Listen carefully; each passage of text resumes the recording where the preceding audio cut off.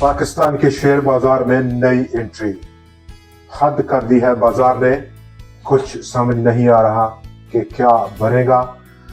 खाम तेल की कीमतों में एक बार फिर से 4% का आज इजाफा, और इस 4% इजाफे के बाद बाजार में दबाव का सिलसिला बना। और ये दबाव जो कि पाकिस्तान के शेयर बाजार में आज कारोबार के शुरुआत से शुरू हुआ, वो सारा दिन चला। नंबर वन जो फैक्टर था वो तो खाम तेल की कीमतों का था, लेकिन दूसरी तरफ एशिया के बाजारों में मंदी का सिलसिला काफी तूल पकड़ता हुआ देखा जा रहा है।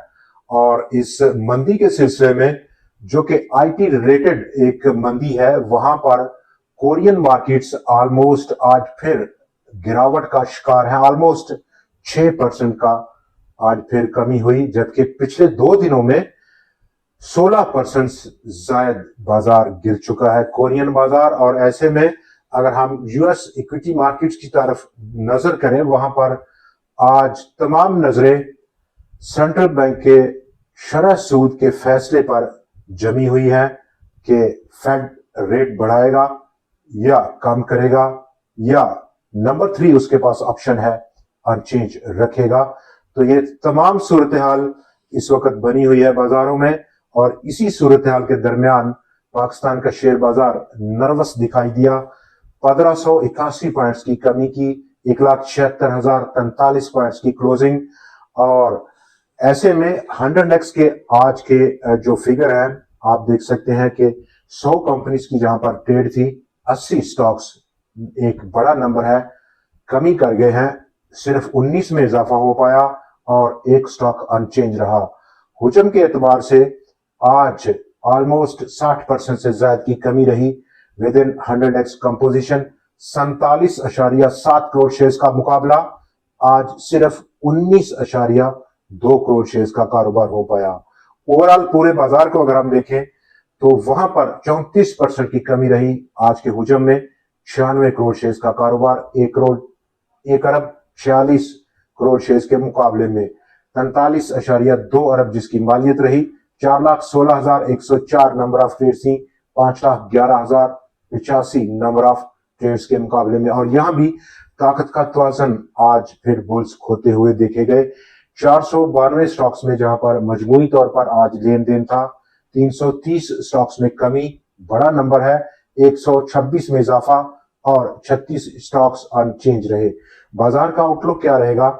और बाजार के आउटलुक से पहले आज अगर हम देखें तो फौजी फर्टिलाइजर कंपनी का 6 महीने का रिजल्ट रहा और अर्निंग्स में इजाफा देखा गया। साथ ही 14.5 रुपए का कैश भी पे किया कंपनी ने, और यही एक प्लस फैक्टर रहा। जहां पर इंडिविजुअल कैपेसिटी ने आज एफएफसी ने 307 पॉइंट्स का इजाफा किया है, और उसके बाद कोई बड़ी पेशरफ्त नहीं हो पाई बड़े इंडेक्स हैवीवेट स्टॉक से सेक्टर से, बैंक्स हो, cement, oil, IT, power, autos या फिर ओएमसीज हों, जबकि फार्मास्यूटिकल्स भी आज दबाव का शिकार देखे गए। ऐसे में दूसरा बड़ा आज का रिजल्ट रहा, क्वार्टर का रिजल्ट रहा एटलस होंडा लिमिटेड का। 2 अरब 49 करोड़ रुपया प्रॉफिट आफ्टर टैक्स था, ऑलमोस्ट 828 मिलियन रुपए के मुकाबले में 2.5 गुना से ज्यादा का इजाफा था क्वार्टर ऑन क्वार्टर बेसिस पर, ईयर ऑन ईयर बेसिस पर। एग्रीटेक लिमिटेड का भी रिजल्ट रहा पहले हाफ का, और होशुबा आज का रिजल्ट रहा एग्रीटेक का।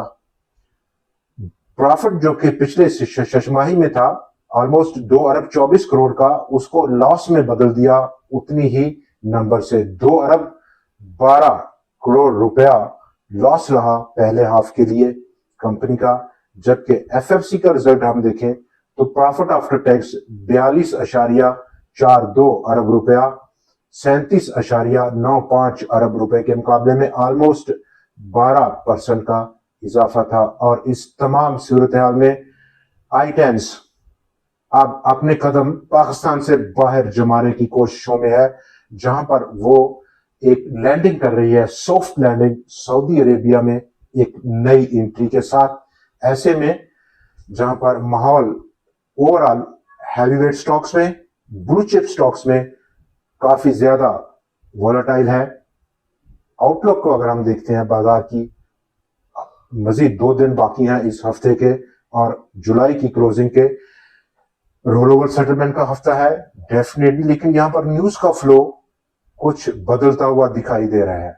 नंबर 1 तो खाम तेल था, जियोपॉलिटिकल सिचुएशन थी, और अब जो दूसरा एलिमेंट यहां पर जमा हो गया है वो है एशियाई मार्केटों में जो टेक्नोलॉजी बेस्ड सेलिंग है, मंदी है, वो एक नया एलिमेंट ऐड हुआ है जिसने के ऑलमोस्ट इस वक्त एशियन मार्केट्स हो, अगर यूरोपियन नहीं और अभी तक यूएस इक्विटी मार्केट्स इस दायरे से बाहर है, अपनी लपेट में लिया है। रोल ओवर सेटलमेंट 2 दिन बाकी और बाजार में हुजम का कम हो जाना, और ऐसे में खाम तेल का एक बार फिर से बढ़ना, ये एक किस्म का दबाव बरकरार रखे हुए है।